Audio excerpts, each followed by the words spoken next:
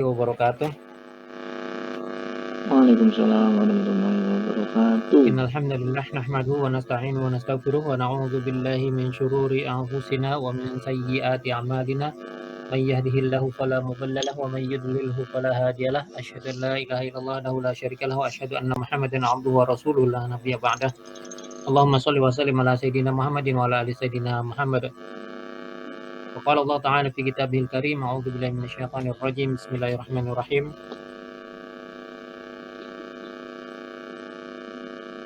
Idza zulzilatil ardu zilzalaha wa akhrajatil ardu athqalaha wa qala al insanu ma laha yawma idzin tuhaddithu akhbaraha bi anna rabbaka awha laha yawma idzi yasdurun nasu ashtatan liyura a'malahum wa may ya'mal mithqala dzarratin khairan yarah wa may ya'mal mithqala dzarratin syarran yarah.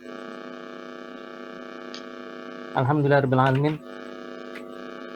Wassalatu wassalamu ala asrofil anbiya'i wal mursalin sayyidina Muhammadin wa ala alihi washabihi ajmain, amma ba'd. Segala puja dan puji bagi Allah Subhanahu wa taala yang telah memberikan nikmat karunia kepada kita sekalian sehingga pada siang hari ini kita bisa sama-sama berkumpul di ruang virtual ini. Mudah-mudahan pertemuan kita ini akan mendapatkan berkat rahmat ridho dari Allah Subhanahu wa taala dan akan ditambahkan oleh Allah Subhanahu wa taala ilmu-ilmu untuk kebutuhan hidup kita di dunia dan di akhirat. Salat serta salam semoga selalu tercurah limpahkan kepada Nabi besar Muhammad sallallahu alaihi wasallam, kepada para keluarganya, para sahabatnya dan para pengikutnya yang setia hingga akhir zaman. Mari sama-sama kita mulai pertemuan pada siang hari ini membaca basmalah. Bismillahirrahmanirrahim.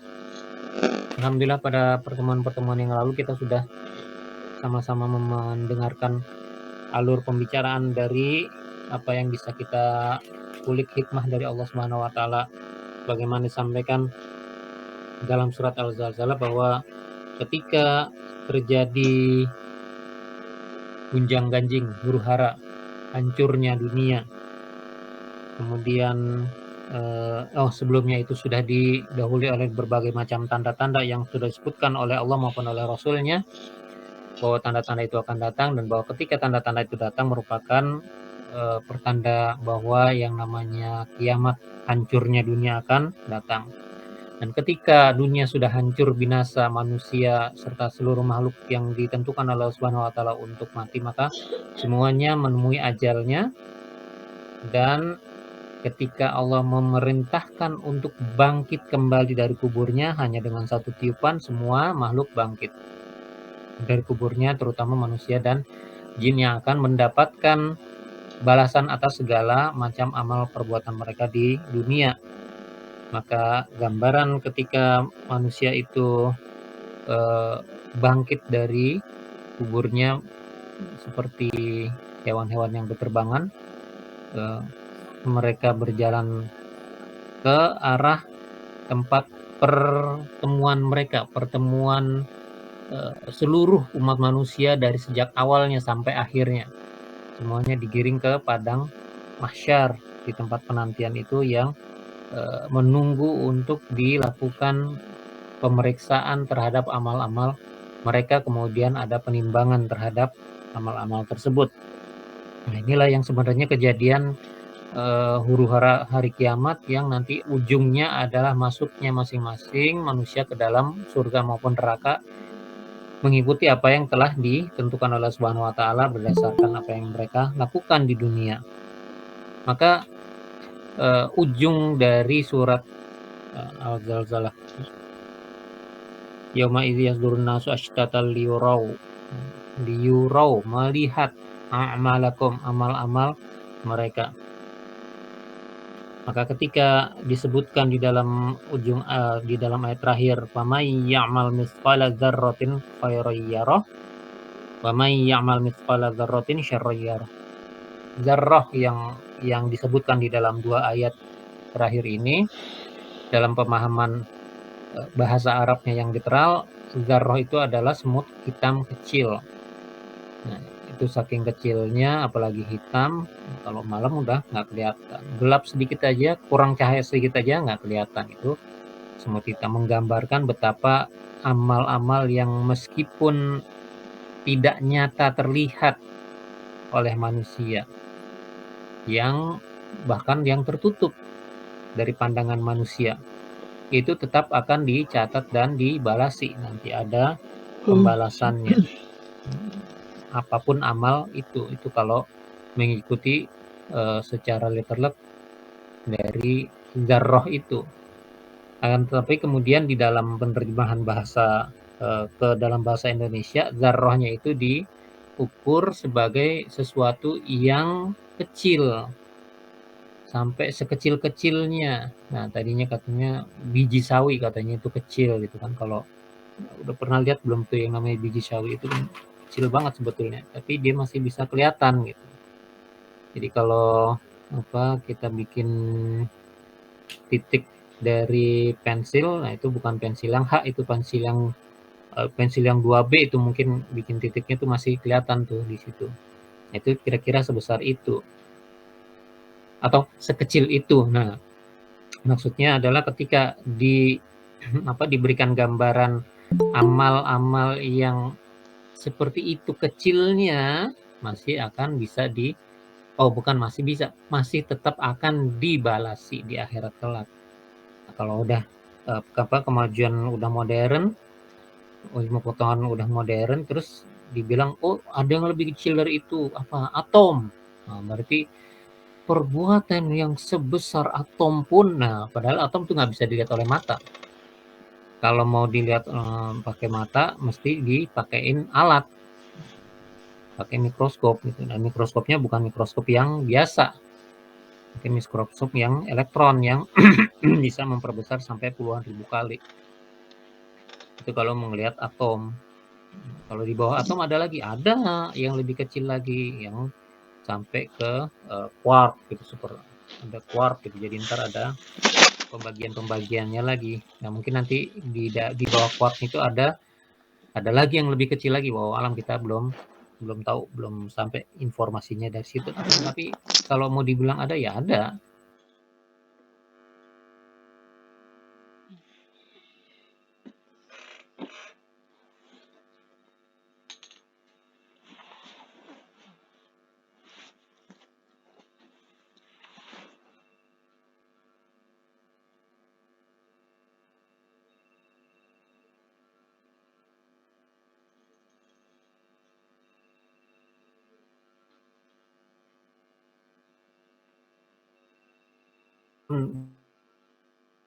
Bentuk perbuatannya gitu kan.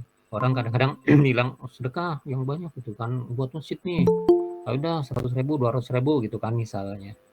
Tapi sedekah yang kecil, yang sedikit pun sebenarnya juga akan dinilai dan akan mendapatkan balasan. Adanya cuma 2.000 misalnya ya, atau pecahan yang terkecil, lebih kecil dari itu 1.000 misalnya itu kan, atau cuma ada 100-an, duit receh 100-an nih koin, ya nggak apa-apa 100-an, masukin aja 100.000 koin di situ kan, lumayan. Jadi banyak gitu, jadi ujung-ujungnya artinya yang kecil-kecil pun itu sebenarnya akan tetap juga memiliki nilai. Yang kecil bukan tidak bernilai, tetap ada nilainya. Makanya di dalam ayat itu tadi disebutkan tentang dzarrah yang pengertian asalnya adalah semut kecil hitam. Yang kalau cahaya kurang sedikit malah nggak kelihatan gitu. Gitu. Ini ada banyak hal tentang pemahaman pembalasan terhadap amal kita di hari kiamat kelak yang mesti diperhatikan. Jadi ketika Allah menyatakan yang namanya dzarrah itu pasti akan dibalas, itu dengan perkataan yara, dengan ro'a melihat gitu kan.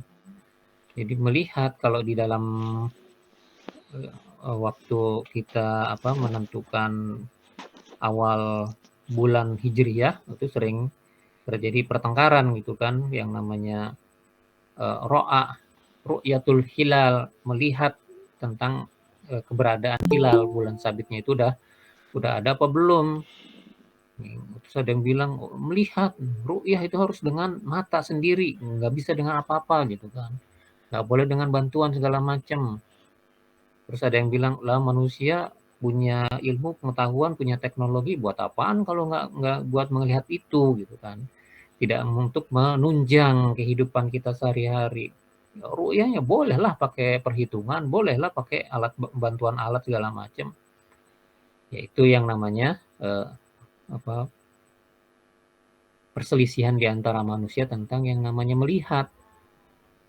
Kita tidak memperbincangkan tentang perselisihan itu karena memang sebenarnya tidak ada yang perlu diperselisihkan ya. Namanya melihat kok, apa aja juga melihat. Nah, kalau kita mengacu kepada apa yang disampaikan Allah Subhanahu wa taala di dalam ayat-ayat ini, "Fama ya'mal mithqala dzarratin khairan yarah", akan melihatnya, ini akan lebih dahsyat lagi sebenarnya pemahamannya, karena yang disampaikan di dalam kata-kata yarahu, melihatnya, bukan sekedar melihatnya dengan mata kepala sendiri, akan tetapi ketika kita sudah melihatnya akan ada konsekuensi dari amalan-amalan tersebut.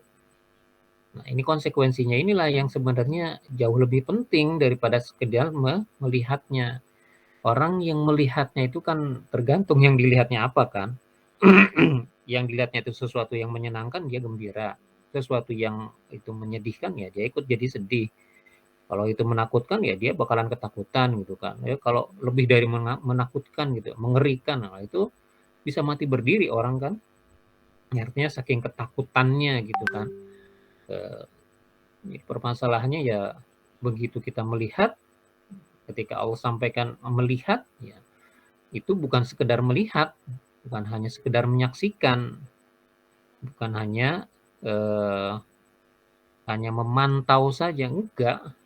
Justru akan ada keterlibatan karena permasalahan melihat hasil dari perbuatan kita di dunia, melihat catatan amal kita di dunia, itu bukan sekedar melihat dengan pandangan, tapi ada yang namanya pertanggungjawaban. Kalau yang namanya pertanggungjawaban itu sudah mulai berat tuh.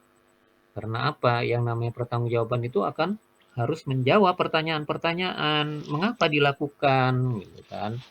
Kalau memang alasan-alasannya tepat gitu, kenapa melakukan itu? Alasan-alasannya bisa diterima, ya mungkin kita bisa selamat. Kan, tapi kalau alasan-alasannya tidak bisa diterima, pasti akan dikejar terus sampai kita tidak bisa menjawab apapun. Nah, ketika kita tidak bisa menjawab, dicarikan saksi, dicarikan pihak-pihak yang mengerti, bahkan yang ikut serta melaksanakan kegiatan atau amal-amal itu. Makanya disebutkan bahwa mulut terkunci, sudah tidak bisa berkata apa-apa lagi, ya tinggi giliran tangan dan kaki yang bicara. Karena mereka yang biasanya melakukan, entah tangan entah kaki, yang melakukan perbuatan-perbuatan yang kita perbuat selama di dunia. Kan nanti akan tergantung tuh perbuatannya baik apa buruk. Nah, kalau permasalahannya baik, perbuatannya baik, ya senanglah kita. Apalagi itu dilandasi dengan niatan-niatan yang ikhlas. Itu luar biasa.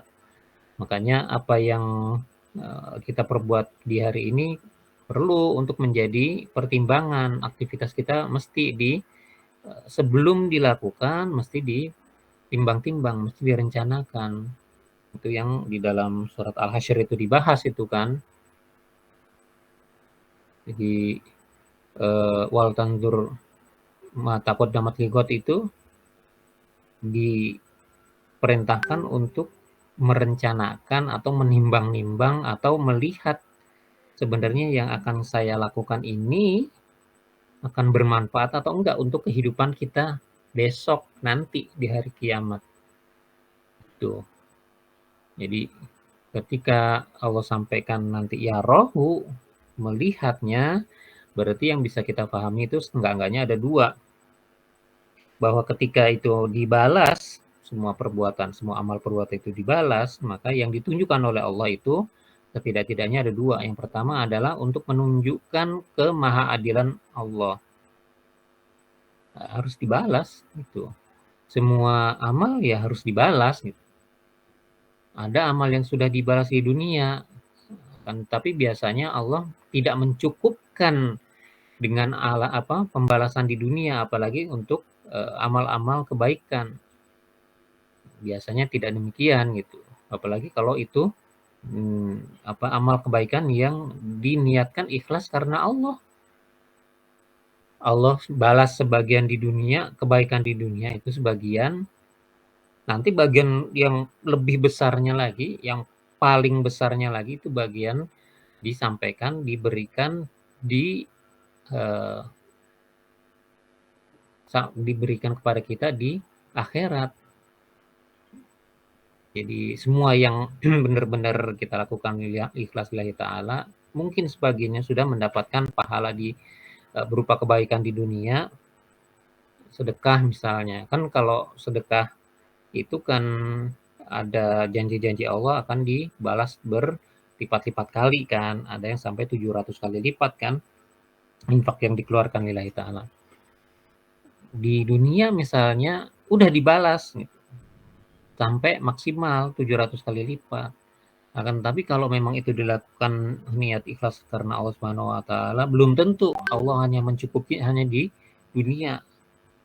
Biasanya malah akan ada tambahan balasan di akhirat yang jauh lebih baik daripada itu. Apalagi yang merasa belum dibalas oleh Allah Subhanahu wa taala di dunia.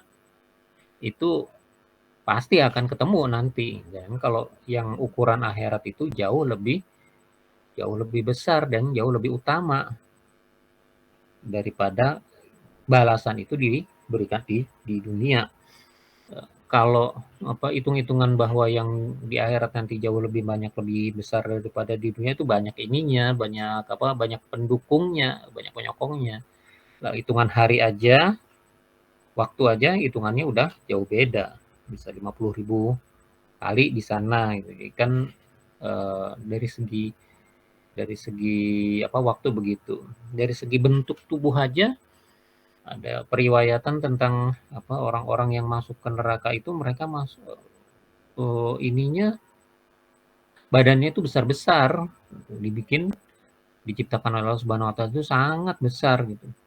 Jadi ukuran dari bahu ke bahunya aja itu bisa sampai eh, berapa puluh kali lipat daripada yang kita punya sekarang gitu. Belum lagi ukuran-ukuran yang lainnya itu jauh lebih besar. Kalau gitu neraka penuh dong Pak? Enggak penuh, meskipun ada hadis yang menyatakan bahwa dari 1.000 manusia satu masuk ke dalam surga dan 999 masuk ke neraka. Jadi jauh lebih banyak yang masuk neraka daripada yang masuk surga.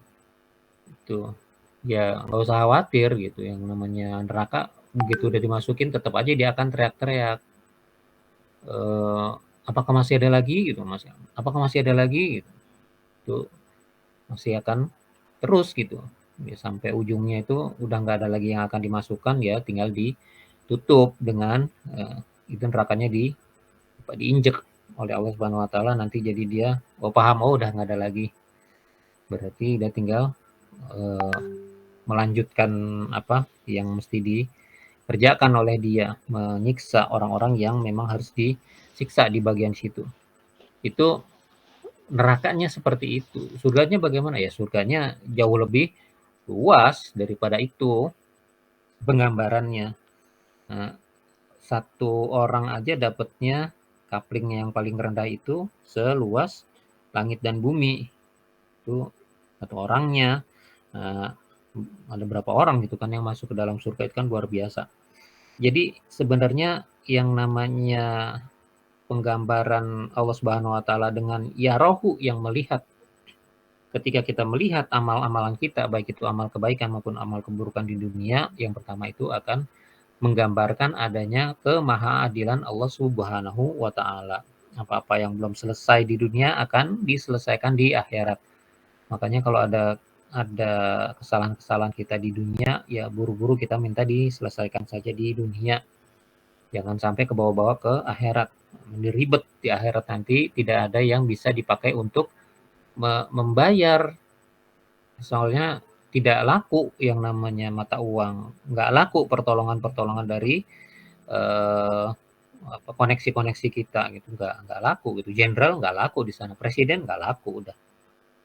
Itu. Ya paling tinggal mengharapkan pertolongan dari amal kita. Kalau amal kita cukup. Kalau nggak cukup gimana? Ya nasib. Ntar keburukan-keburukan orang, dosa-dosa orang ditimpa ke kita, naudzubillah. Itu apa keadaan yang sangat membahayakan buat kita, makanya mesti dipersiapkan dari sekarang. Selain tentang keadilan Allah Subhanahu wa taala yang bisa kita lihat dari kata-kata melihat ini, kita juga bisa mengetahui bahwa yang namanya Allah itu akan mencatat semuanya dengan sangat teliti, akurat, nggak ada yang kurang, nggak ada yang terlewat, nggak ada yang salah catat gitu. Nah kita kan masih kadang-kadang juga di sini masih salah catat gitu kan, ngirim pesan aja kadang juga salah kirim gitu kan. Loh kok kirim ke grup gitu kan, padahal ini sebenarnya buat Wapri gitu misalnya. Gituan aja kita masih salah gitu, padahal udah jelas gitu, namanya udah ketahuan ini grup ini namanya si anu ini ada di sini di sini di sini. Kan tinggal ngirim pesen, tinggal ketik di situ. Tapi kadang masih juga salah. Nah, yang menjadi perhatian kita adalah semua yang kita lakukan di sini nggak akan ada yang luput, nggak ada yang kurang dan nggak ada yang salah. Jadi semuanya akan dicatat gitu. Malaikat pencatatnya canggih, lebih canggih daripada CCTV. Nah, kalau CCTV itu bisa hilang, bisa rusak gitu kan. Kalau di pencatatan Allah itu nggak bisa hilang, nggak bisa rusak. Nanti kita akan dapat lembaran-lembaran catatannya dan kita akan terkaget-kaget gitu karena bahkan hal-hal yang kecil yang kita anggap remeh yang kadang kita sendiri tidak memperhitungkan itu loh kok tercatat gitu. Gerak-gerik di dalam hati yang kadang kita ngelihat orang kayak gitu banget ya, padahal cuma ngomong dalam hati itu kecatat. Orang jelek banget sih padahal iya cuman yang ngomong di dalam hati tapi kecatat. Ini juga permasalahan gitu. Kadang nggak sampai segitunya gitu kan. Kita cuma merasa nggak sreg aja sama teman-teman kita, saudara-saudara kita gitu. Merasa nggak sreg gitu kan. Tapi itu kan akan kecatat. Nah, ketika itu tercatat pasti akan ada saatnya untuk dibalas. Itu ada bagian di dalam perjalanan orang-orang mukmin menuju surga itu nanti sebelum masuk surga mereka diberhentikan. Sesudah Shirathul Mustaqim ada jembatan satu lagi, Qantarah namanya. Sebelum melewati itu mereka diperiksa lagi tuh, ada nggak di dalam hatinya itu pernah merasa iri, dengki gitu kepada saudaranya, sesama muslim. Cuman di dalam hati, nggak dikeluarkan gitu. Tidak di dalam bentuk perbuatan. Nah, kalaupun ada di dalam hati mereka seperti itu yang akan dikisos, dibersihkan lagi. Ada kisosnya itu di situ. Itu luar biasa gitu. Jadi nanti yang masuk ke dalam surga itu benar-benar orang-orang yang sudah bersih lahir batin baik dari dosa maupun kesalahan-kesalahan yang kecil-kecil yang seperti itu. Makanya ada kisah hadisnya siapa riwayat Tirmizi apa tuh yang kata Nabi ini orang yang bakal masuk surga gitu. Begitu dilihat diteliti itu sama sahabat orangnya biasa-biasa aja. Itu sahabat ngikutin sampai ke rumahnya sampai minta nginep di situ sampai 3 hari biasa-biasa aja malam malah nggak sholat dia gitu kan.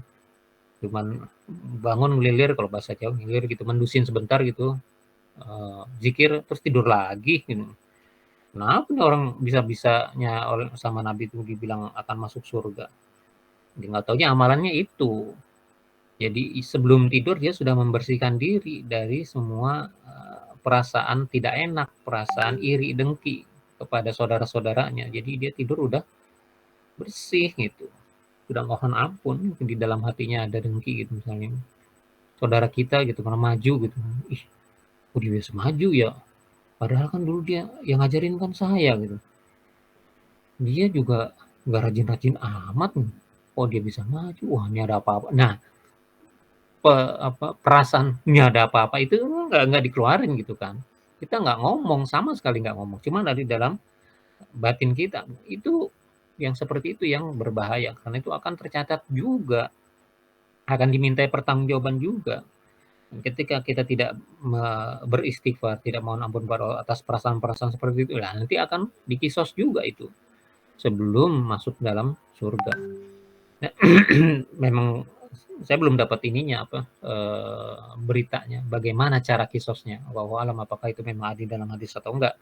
Tapi kalau mendengar bahwa itu akan dikisos itu udah berapi aja pokoknya.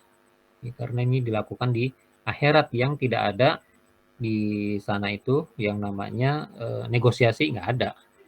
Mau dibayar dengan apapun nggak bisa, karena udah nggak ada yang bisa buat bayar sana. Uang nggak ada, udah jabatan udah nggak laku.